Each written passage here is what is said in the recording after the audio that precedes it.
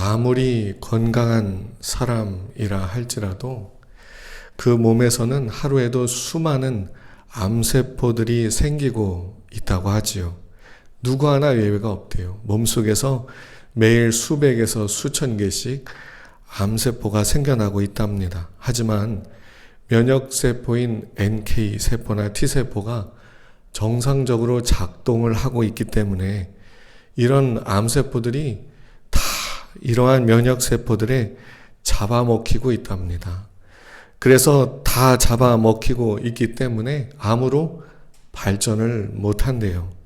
하지만 어떤 이유에서든지 면역력이 떨어지기 시작하면 이 면역세포들이 제기등을 발휘하지 못하는 것들이 생기게 되면서 그 수많은 암세포들 중에서 잡아먹히지 않고 살아남는 것들이 생긴다는 거지요. 그래서 얘네들이 커져서 암이 된다고 합니다. 그래서 의학적으로는 몸에서 암세포가 아예 생기지도 않게 만들 수는 없지만 면역세포들을 활성화시켜서 면역력을 높여서 암세포가 더 이상 자라지 못하게 만들 수 있다고 보죠. 물론 암세포가 생기면 항암 치료로 없애기는 해야 되지만요. 우리의 몸이 면역력이 높으면 몸이 아픈 것 같아도 금방 또 낫고 또 며칠, 몇 주 힘들게 지냈어도 또 금방 회복이 돼서 다시금 생활을 영위할 수 있게 됩니다. 우리 영적 생활도 그런 것 같아요. 면역력이 높으면 아무리 힘들고 어려운 일들을 겪어도 마음이 무너지지 않고 정말 마음이 무너질 것 같은 일들을 몇 날, 몇 주, 몇 달 그렇게 겪었어도 또다시 마음을 또 추스리고 일어나서 소망을 가지고 삶을 또 담대히 살아낼 수 있게 되지요. 그러면 영적인 면역력을 높이려면 뭘 해야 될까요? 그런데 영적인 면역력을 높이는 것에 앞서서 영적인 면역력을 높여야 될 필요가 있나? 이거부터 우리가 좀 점검을 해야 될 필요가 있는 것 같습니다. 보통 면역 기능이라고 하면 몸의 방어 기능, 방어 시스템이라고 하지요. 그래서 인체의 면역 시스템이라고 하는 걸 책에서는 보니까 외부로부터 끊임없이 공격해오는 병원체, 세균, 독소 등의 항원들을 인식하고 그것들을 죽이든지 그것들이 힘을 발휘하지 못하게 무력화시키든지 이렇게 하고 그리고 이 항원들의 모습 그리고 종류를 기억해 놨다가 다음에 똑같은 애들이 또 들어오면 금방 막아버리는 이런 일들을 하는 것이 면역 시스템이라고 해요. 그래서 이 면역 시스템은 뭔가가 잘못된 게 몸에 들어오면 싸워서 이깁니다. 그냥 내버려 두는 게 아니라 싸워서 이겨요. 그래서 싸우려면 그 적이 세면 셀수록 싸움이 좀 더 거칠어지겠지요. 그러다 보니까 몸에 심한 게 들어오면 열도 심하게 나고 통증도 생기고 몸도 많이 아픕니다. 감기에 걸리면 열이 나는데 이거는 몸이 망가져서가 아니라 열을 내서 그 병원체 항원들과 싸우느라고 그렇다고 의사들이 얘기를 합니다. 그래서 의사들은 이 감기 증상의 정도는 바이러스로 인해서 신체가 망가져서 그런 반응이 나타나는 게 아니라 사람의 면역 체계가 이 바이러스에 강하게 반응하기 때문에 그런 증상이 나타나는 거라고 말을 하지요. 그런데 우리가 감기나 여러 가지 질병들을 대할 때 좀 이 면역 기능과 관련해서 좀 오해를 하는 것 같습니다. 왜냐하면 어떤 오해냐면 통증이 아예 없어야 된다고 생각하는 거지요. 통증도 없고 열도 없고 아프지도 않고 그냥 아무렇지도 않은 것이 제일 좋다고 생각을 하죠. 물론 아프지 않은 게 제일 좋습니다. 그런데 몸에 나쁜 게 들어오면 싸워서 물리쳐내야지요. 그런데 하나님께서 우리로 이 면역 기능을 갖게 하신 것은 통증을 통해서 또 열을 통해서 질병을 싸워 이기고 건강하게 하시려고 그런 거 아니겠습니까? 그러다 보니 통증이 아예 없는 것도, 열이 아예 없는 것도 그렇게 좋은 것 같지는 않습니다. 그런데 참 신기하게 동물들 중에는 면역력이 거의 제로에 가까운데 거의 없는데도 불구하고 아무런 문제 없이 사는 동물이 있습니다. 그게 뭔지 아십니까? 박쥐입니다. 각종 연구에 따르면 박쥐는 그 몸에 137종이나 되는 바이러스들을 가지고 살고 있다고 해요. 그 바이러스들이 박쥐의 몸에 137종이나 되는 것들이 붙어가지고 그냥 거의 기생하고 있다는 거지요. 그러니까 면역 기능이 없다 보니까 싸워서 물리쳐서 건강해야 되는데 그걸 못하고 다 받아들여서 문제만 생기지 않게 목숨만 붙어있게 하고 그렇게 산다는 거예요. 그러다 보니까 이 박쥐에는 인체에도 큰 해를 주는 에볼라 바이러스, 광견병, 이름도 알기 어려운 호흡기 증후군들이 거기에 다 붙어 있답니다. 그런데요, 어떤 의학자들은 또 이러한 박쥐의 기능을 좋게 여겨서 그냥 병원체들이, 그 항원들이 몸에 들어와도 그냥 같이 잘 지내게 만드는 그런 면역 기능을 만들어 연구하려고 하는 사람들도 있다고 합니다. 그런데 그게 과연 좋은 건지는 잘 모르겠습니다. 자기는 괜찮을지 몰라도 다른 동물들에게 다 그 병원을 옮기고 다닐 텐데 좋은 것 같지 않지요. 마치 모든 병원체를, 모든 항원들을 다 가지고 있으면서도 아무 문제 없이 사는 모습은 수많은 죄를 범하고도 아무렇지도 않은 것처럼, 아무 죄책감도 느끼지 않는 것처럼, 아무런 일도 없는 것처럼, 사람을 죽이고도 사람이 옆에서 죽어나가고 있는데도 나하고 상관없으니 아무것도 아닌 것처럼 사는 모습과 너무 흡사해 보입니다.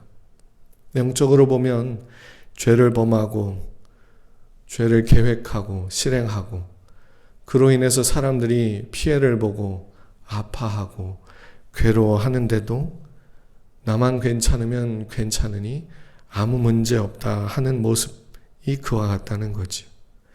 그런데 참 신기하게도 우리가 살아가는 이 사회가 점점 이렇게 되어져 가는 것 같습니다. 죄를 죄라 말하지 못하게 하고, 그래서 회개를 촉구할 수 없게 하고, 예수님이 필요 없게 만드는 그런 사회가 되어져 가는 것 같아요. 그래서 요즘에는 영적으로도 그렇고 또 여러 가지 요인들로 인해서 신체적으로도 면역력도 약해지고 영적으로도 면역력도 약해져가는 그런 시대를 우리가 살아가고 있는 것 같습니다. 이런 때일수록 우리에게 예수님이 더 절대적으로 필요합니다. 우리의 영적인 면역력도 키워야 되고 우리 신체의 면역력도 키워져야 되기 때문이지요. 몸에 통증이 하나도 없으면 아프진 않지만 건강을 위해서는 그게 꼭 좋은 건 아닌 것 같지요. 통증이 있어도 잘 병균들을, 바이러스들을 이겨내면 건강해지고 좋은 거지요. 인생에도 인생 통증이 있지 않습니까? 살다 보면 아프고 괴롭고 울고 땅을 칠 때가 있습니다. 성장통이라고 하는 말도 있듯이 그 통증이, 그 고통이 우리를 성장케 하고 있으니 잘 견디고 이겨내야 되지 않겠습니까? 신앙생활을 하는 데 있어서도 하나님의 뜻 안에서 살아가고 하나님의 자녀답게 살아가기 위해서는, 선한 영향력을 끼쳐서 많은 이들에게 영향력을 주기 위해서는 통증과 고통은 따를 수밖에 없는 것 같습니다. 이걸 방해하는 그 바이러스들이, 항원들이 너무 많기 때문이지요. 그런데 이 면역 기능이 작동만 한다고 해서 무조건 좋은 것도 아닌 것 같아요. 잘못 작동하는 경우도 있거든요. 어떻게 보면 너무 좋다고 해야 될까요? 면역 기능이 오류를 일으키면 무엇을 막아야 되는지를 판단을 못해서 자기 몸을 공격을 하는 경우도 있답니다. 요즘 그런 얘기 많이 나오지요. 자가 면역 질환이라고. 면역 기능이 자기 몸을 공격한다는 거지요. 류마티스 관절염이 대표적인 예라고 합니다. 영적인 우리 삶에서도 우리 자신이 스스로를 자책하고 스스로를 비난하고 스스로를 정죄하는 경우가 거기에 속하지 않는가 싶습니다. 얼마 전에도 목숨을 끊은 한 여자 연예인도 사람들이 하는 그 비난의 말에 그거를 감당할 수가 없어서 내가 그렇게 나쁜 사람이냐, 내가 그렇게 못된 사람이냐 하면서 괴로워하고 자책감에 빠졌었다는 말을 들었습니다. 우리가 영적으로 건강하지 못하면 이렇게 쉽게 마음이 무너지고 부서지고 쓰러져 버리지요. 몸의 면역력을 좋게 하려면 참 이야기가 너무 간단해집니다. 치료 잘 받고 잘 먹고 잘 자고 스트레스 받지 않고 운동하고 너무나도 기본적인 얘기들이지요. 영적인 것도 그렇습니다. 영적인 면역력을 높이기 위해서는 신앙이 바로 서야 됩니다. 그래야 우리가 영적으로, 정신적으로, 신앙적으로 또 사람들과의 관계 속에서도 건강하게 지낼 수 있고 또 주님이 오실 때 기쁨으로 주님을 뵐 수 있습니다. 영적 면역력을 키우려면 어떻게 해야 될까? 제일 먼저 기본적으로 영적인 면역력이라는 말을 다룸에 있어서 제일 먼저 요구되는 것은 예수님을 나의 구주로, 나의 임금으로 영접하고 믿는 거지요. 내가 죄인임을 인정하고 이런 나의 죄를 사하시고 그분이 대신 십자가를 지고 죽고 부활하심으로 나도 주님과 함께 죽고 부활했음을 믿는 것이 가장 필요합니다. 거룩하신 하나님의 은혜와 돌보심, 그분의 인도하심을 받기 위해서는 이 믿음이 먼저 되어야 하지요. 그리고 이 믿음을 갖게 됐다면 이제부터 할 일이 있습니다. 가만히 있어도 되는 게 아니지요. 골로새서 3장 1절부터 2절을 보겠습니다. 그러므로 너희가 그리스도와 함께 다시 살리심을 받았으면 위의 것을 찾으라. 거기는 그리스도께서 하나님 우편에 앉아 계시느니라. 위의 것을 생각하고 땅의 것을 생각하지 말라. 그리스도와 함께 다시 살리심을 받았으면, 예수님을 믿으면, 구원받았다면 이제 뭘 해야 되느냐? 위의 것을 찾아라. 위의 것을 생각해라. 땅의 것을 생각하지 마라. 여기서 생각한다는 말이 두 번이 나오지요. 위의 것을 생각하고 땅의 것을 생각하지 말라. 이 생각한다는 말이 헬라어로 프로네오인데 의미는 가치관을 바꾸라는 의미입니다. 위의 것을 찾으라는 말은 그냥 하늘이나 쳐다보고 있고 뭐 어디 저기서 뭐가 떨어지지 않는가 그거나 바라고 기대하고 살라는 것이 아니라 위에 계신 하나님 중심의 사고방식을 가지라는 말입니다. 하나님 중심의 사고방식. 그럼 그게 뭐냐?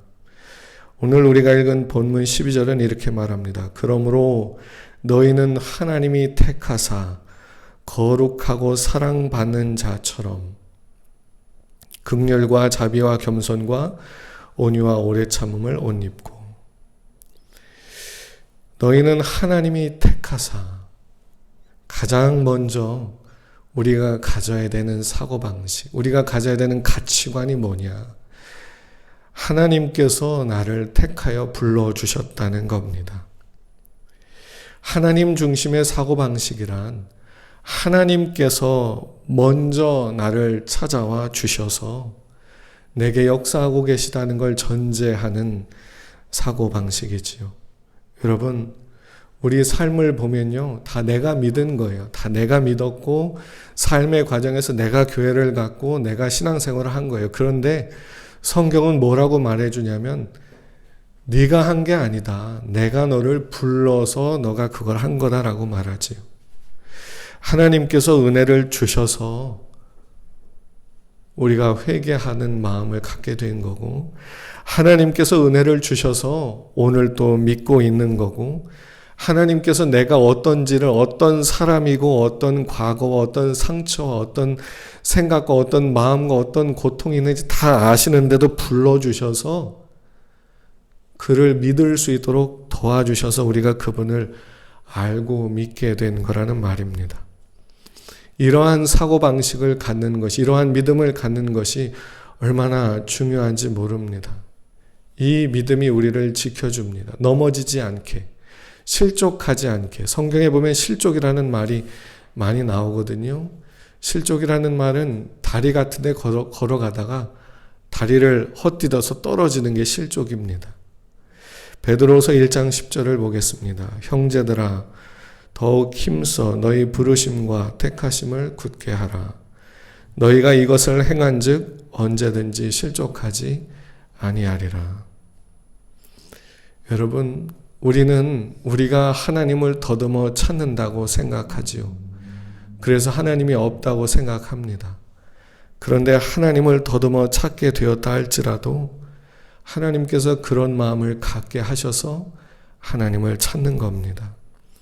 만약에 우리가 찾아냈다면 우리가 무언가를 잘해서 찾아낸 게 아니라 그분이 우리에게 발견되어 주신 거지요. 하나님께서 나를 먼저 아시고 불러주셨다는 믿음을 갖게 되시길 바랍니다. 우리의 구원은 하나님께로부터 말미암은 거지요. 우리가 건강하려면 굳건한 영적인 면역력을 갖춰야 되는데 하나님의 전신갑주와 관련해서 우리 머리에 써야 되는 것을 에베소서 6장 17절에서는 구원의 투구라고 말해요. 구원의 투구. 우리의 머리를 지키고 마음을 지키고 생각을 지키고 우리의 삶을 지키는 것은 확실한 구원관이라는 거지요. 우리는 우리가 혼자 잘 믿어서 구원받은 게 아니라 주님이 은혜를 주셨고 나 같은 사람을 불러주셨고 믿을 수 있도록 도와주셨고 회개할 수 있도록 도와주신 겁니다. 우리보다도 우리를 먼저 사랑해 주시는 주님의 사랑을 확신할 수 있기를 축복합니다. 로마서 5장 8절을 보겠습니다. 우리가 아직 죄인 되었을 때에 그리스도께서 우리를 위하여 죽으심으로 하나님께서 우리에 대한 자기의 사랑을 확증하셨느니라. 하나님의 은혜로 믿어서 그 사랑을 받아서 우리가 구원에 이를 수 있게 되었다는 거지. 그리고요, 우리가 하나님의 거룩하고 사랑을 받은 자가 되었음을 믿고 살아야 됩니다.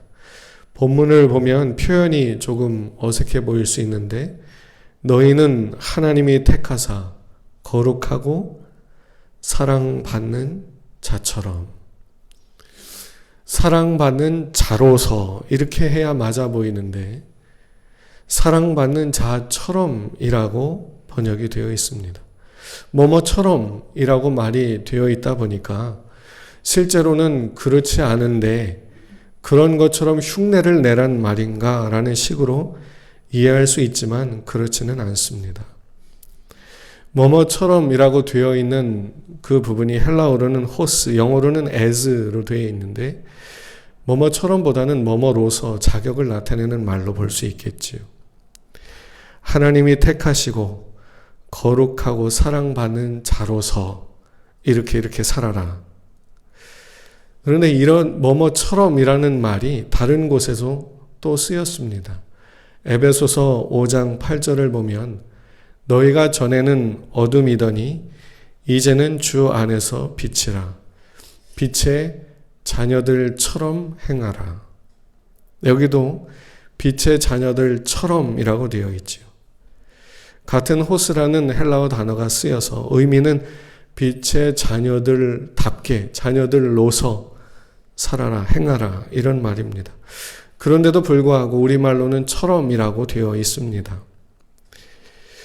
우리가 실제로 빛의 자녀들이 어떠한 모습인지 잘 몰라서 우리가 실제로는 육체를 가지고 살고 있기에 빛의 자녀들 완전한 그런 모습은 아니기에 또 살다 보니 죄도 짓고 살다 보니 때도 묻고 살다 보니 더럽기도 해지고 그러다 보니 내가 전혀 거듭나지도 않은 것처럼 느껴질 때가 많지요. 그래서 내가 거듭난 사람인가? 내가 진짜 예수 믿는 사람인가라는 의문이 들 때도 있습니다. 이러한 성도들을 향해서 그런 의문과 그런 의구심에 흔들리지 말고 어색하면 그렇게라도 해라. 사랑받는 자처럼 빛의 자녀들처럼이라도 행하기를 시작해라.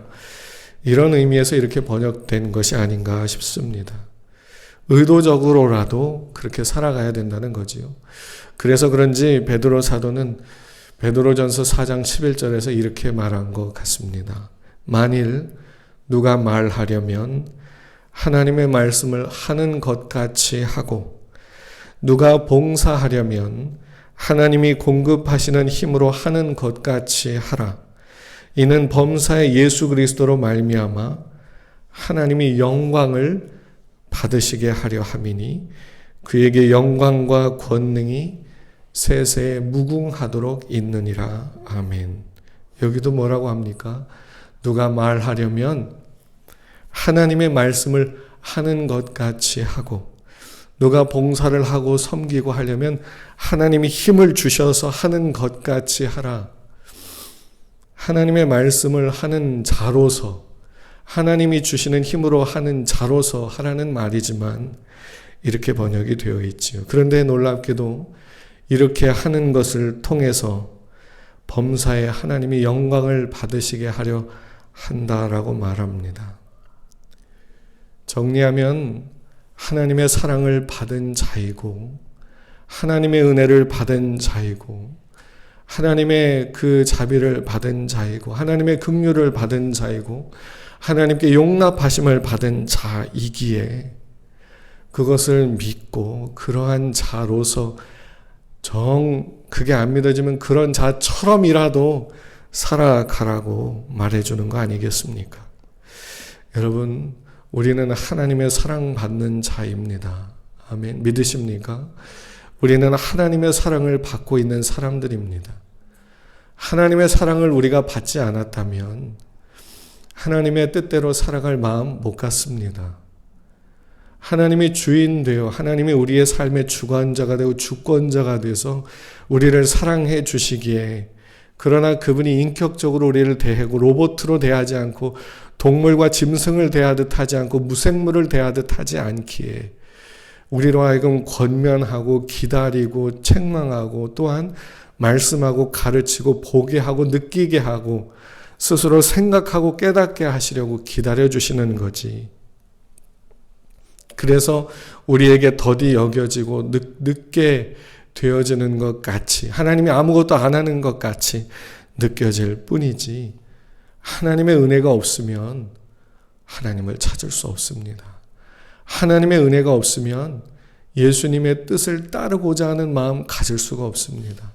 하나님의 은혜가 아니면 하나님 뜻대로 내가 사랑해야지라는 마음도 못 갖습니다. 하나님의 사랑의 말씀, 하나님의 은혜의 말씀을 들으면 고맙고 감사한 게 아니라 나는 거기에 해당이 못 된다고 생각을 하지요. 왜요? 마귀들을 보십시오. 귀신들을 보십시오. 예수님을 찾아온 귀신들, 주님의 은혜와 축복과 사랑과 용서와 치유와 회복의 말씀을 전하실 때 마귀들은 떠나야 했습니다. 왜요? 그들은 예수님의 말씀을 듣고 벌벌 떨고 두려워해야만 했습니다.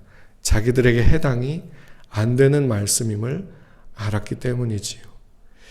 여러분, 우리는 더럽기에, 추하기에, 부족하기에, 연약하기에 여전히 문제가 있고 여전히 하나님 보시기에 답답한 존재이기에 하나님의 사랑을 받고 있는 겁니다. 그분이 우리를 사랑해 주셔야 우리를 온전히 만들어갈 수 있음을 하나님도 알고 계시기 때문이지요. 자녀를 보십시오. 사랑하는 아들, 사랑하는 딸 어떻게 키웁니까? 얘네들이 기준에 못 맞추면 버립니까? 아니요.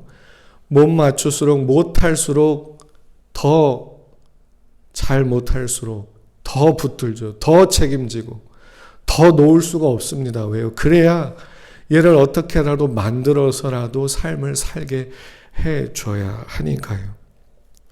하나님도 그와 같습니다. 오늘도 우리가 목숨이 붙어서 살고 있는 것, 이것이 하나님이 우리를 사랑하고 계신 증거입니다. 하나님이 나에게 관심이 있는 증거요. 하나님이 날 사랑하고 계신 증거요. 내가 살아있는 겁니다. 그리고 하나님이 부르실 때가 되면 우리는 가는 겁니다. 하나님, 나를 사랑하는 증거가 어디 있습니까? 보여주세요.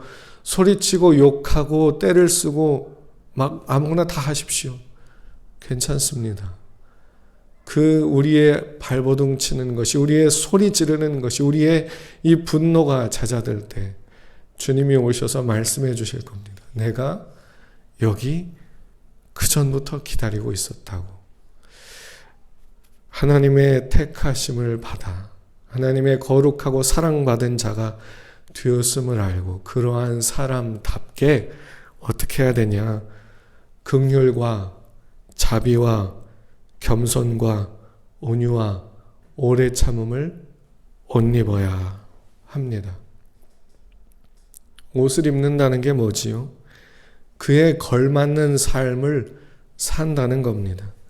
고대 그 근동의 문화 속에서는 옷이라고 하는 것은 필요해서 그냥 아무거나 입는 게 아니라 사회적 기능, 어떤 신분, 자기의 정체성을 드러내기 위한 수단으로 옷을 입었다고 합니다. 상징적 기능이 컸다는 거지요. 그런 점에서 긍휼과 자비와 겸손과 온유와 오래 참음을 옷 입으라는 말은 하나님의 자녀된 자로서 그렇게 살아가라는 말이죠. 그렇게 살기를 힘쓰라는 말입니다. 그런데 여러분, 여기에 나와 있는 이 내용들이 무엇과 연관이 되는지 아십니까? 성령의 열매와 연관이 됩니다. 성령의 열매, 사랑과 희락과 화평과 오래 참음과 자비와 충성과 온유와 절제, 이것이 지금 나와 있는 이 내용들과 같은 것들이지요. 뭡니까? 이걸 이루어내실 분은 우리 자신이 아니라 성령님, 그분이 우리에게서 이런 걸 맺도록 도와주고 주도적으로 그분이 역사를 해 주신다는 말입니다. 그러면서 우리에게 하시는 말씀은 그런 사람답게 그렇게 살아라. 내가 그 가운데 역사하고 또 역사하고 또 역사하여 너로 그런 사람답게 살아가도록 만들어낼 것이다. 이런 말이지요. 그런데 또 이 긍휼, 자비, 겸손, 온유, 오래 참음이 이렇게 단어로만 보니까 되게 이제 고상해 보이지요. 그런데 현실적으로 우리가 삶에 와닿게 말하면 웬만하면 참아라. 내가 네 속에서 역사의 열매를 맺을 것이니까 너는 하나님의 사랑받고 택함받은 자로서 웬만하면 참아라. 웬만하면 죽이고 싶도록 미운 마음이 들어도 불쌍히 여기는 마음을 가져봐라. 그들에게서 못된 점이 너무 보여서 분노가 나도 용서해 주려고 해봐라. 참을 수 없어도 참아봐라. 사랑해 보려고 애를 써봐라. 이런 말입니다. 오늘 우리가 읽은 이 골로새서 3장 12절 13절의 말씀이 이 말이에요. 왜 이런 말을 우리에게 할까요? 우리가 억지로 하라는 말로 받아들이시면 안 됩니다. 이걸 율법으로 받아들이시면 안 됩니다. 이걸 이루실 분은 우리 안에 계신 성령님이에요. 그러면서 우리에게 뭐라고 말하냐면 너는 택함을 받은 자고 부름을 받은 자고 하나님이 미리 아신 자고 미리 그의 사랑을 보여 확증하여 사랑한 자다. 그러니 하나님의 자녀 되었음을 알고 자녀답게 그렇게 살아가려고 좀 애를 써봐라. 그러면 하나님의 영이 너희 가운데 역사하여 너희를 세우고 굳건하게 살게 하고 넘어질 수 없게 하고 예수 안에 뿌리를 깊이 내리게 하고 수많은 이들이 앉아 거할 수 있는 나무가 되도록 너를 성장시키고 키워주실 것이다. 이런 말이죠. 영적인 면역력이 높아지는 건 여기서 높아지는 겁니다. 내가 뭘 해야지, 교회 열심히 나가야지, 뭘 해야지 이런 게 아니라 내가 어떤 사람인지를 알고 하나님의 자녀답게 살아보려 하는 거죠. 당연히 거기에서는 신음이 나옵니다. 거기서는 한탄이 나오고 거기서는 하나님 앞에 하소연이 나오고 하나님께 분노가 나올 수 있습니다. 하나님, 내가 몇십 년을 하나님을 섬겼는데 겨우 이거밖에 안 되게 하십니까? 내가 얼마나 믿었는데, 얼마나 참았는데, 얼마나 견뎠는데 하나님은 왜 이거밖에 안 하십니까? 라는 한탄이 절로 나올 수도 있습니다. 그리고는 또 무너지고 또 무너지고 또 무너지죠. 영적인 면역력이 약하니까 자라보고 놀란 가슴 소뚜껑 보고도 놀란다고 큰 일을 대인 사람들은 조금만 일만 생겨도 막 마음이 철렁철렁 무너져 내리지요. 14절을 보십시오. 이 모든 것 위에 사랑을 더하라. 이는 온전하게 매는 띠니라. 온전하게 매는 띠, 안전벨트 같은 겁니다. 당시에 이 끈이라고 하는 것은, 띠라고 하는 것은 옷을 다 입고 마지막에 몸에 옷을 밀착시키기 위해서 둘러서 묶는 용도로 사용되었답니다. 한복도 입으면은 끈을 이렇게 매이는 것처럼 당시 유대인들도 끈으로 이제 옷을 몸에 이렇게 묶었다는 거죠. 그래야 활동을 하고 무언가를 제대로 생활을 하는 겁니다. 그 끈으로 묶지 않으면 불편하고 넘어질 수도 있고 그것 때문에 사고도 날 수 있고 다칠 수도 있지요. 사랑이라고 하는 것이 그런 역할이라는 겁니다. 그래서 성경이 신자들에게, 성도들에게 요구하는 것은 네가 사랑을 이루어내라는 게 아니라 성령께서 내 안에서 사랑을 이루어낼 거니까 너는 마음으로 분노를 잠재우고 사랑해 보려고 해봐라. 이런 겁니다. 끝까지 너보고 사랑해서 품으라고 하지 않을 테니까 하나님의 자녀니까 자녀답게 그렇게 한번 해봐라. 누구처럼? 예수님처럼. 당연히 쉽지 않지요. 그러나 그렇게 가는 것이 우리를 온전하게 주님 앞에 서게 하고 건강하게 하고 튼튼하게 하고 내실이 다져지게 만들어주는 요인이 되는 겁니다. 우리가 하나님의 사랑받은 자임을 알고 그렇게 살아갈 수 있게 된 자임을 인정하신다면 그렇게 살아내려 하는 그것이 우리의 면역력을 높이게 되고 하나님 앞에 온전하게 서게 하는 힘이 된다는 것도 경험하게 되실 겁니다. 우리 마음에 여러 가지 감정들이 들 때 이러한 것들이 우리에게 발생하지도 않게 하는 것이 제일 좋겠지만 이런 감정들이 우리 마음을 괴롭힐 때 우리의 면역력이, 영적인 면역력이 좋다면 싸워 이겨내게 될 겁니다. 솔직히 건강한 사람들은 자기가 병원균과 항원과 싸우는지도 몰라요. 그냥 막 지내는 거예요. 아무 일이 없는 거예요. 아프고 어떤 땐 열이 나고 그런 것 뿐이지요. 오늘 우리가 읽은 본문은 처방전과 같습니다. 믿음 위에 굳건하게 서서 하나님의 부르심과 택하심을 받은 사람임을 굳게 믿고 사시길 바랍니다. 욕이 절로 나오고 답답하고 속상해도 하나님의 자녀답게 살아가 보려는 마음을 가져보시기를 바랍니다.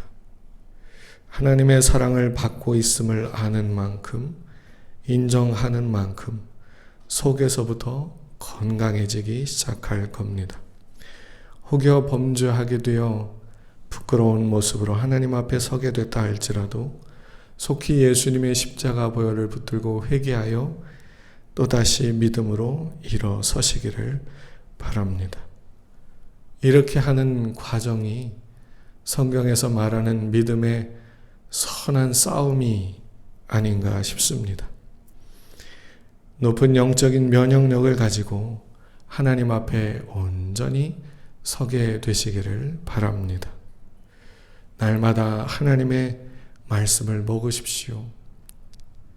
처방전대로 약을 잘 먹어야 몸이 회복되듯이 나를 사랑해 주시는 그 은혜의 말씀들을 부지런히 읽으십시오. 나를 택하신 주의 말씀을 부지런히 마음으로 곱씹으십시오. 나를 향해 모든 걸 내어주신 예수님의 사랑을 곱씹어 복용하십시오. 그것이 우리에게 양약이 되고 우리 영혼을 세우는 보약이 되어서 주님 안에서 우리 마음이 세워지고 힘이 나서 그렇게 살아갈, 하나님의 말씀대로 살아갈 마음의 여유가 생기게 될 줄로 믿습니다. 그래서 주님 오실 때 주님 만나게 되고, 혹 우리가 죽어 주님이 그 이후에 오신다 할지라도 주님을 기쁨 가운데 뵙게 될 줄로 믿습니다. 성경에서 말하는 것처럼 예수 그리스도의 영원한 나라에 넉넉하게 들어가게 됨을 얻게 될 줄로 믿습니다. 하나님의 부르심과 돌보아 주시는 이 은혜를 날마다 믿고 살아감으로 영적인 면역력을 높여가는 저와 여러분들이 다 되실 수 있기를 주님의 이름으로 축복합니다.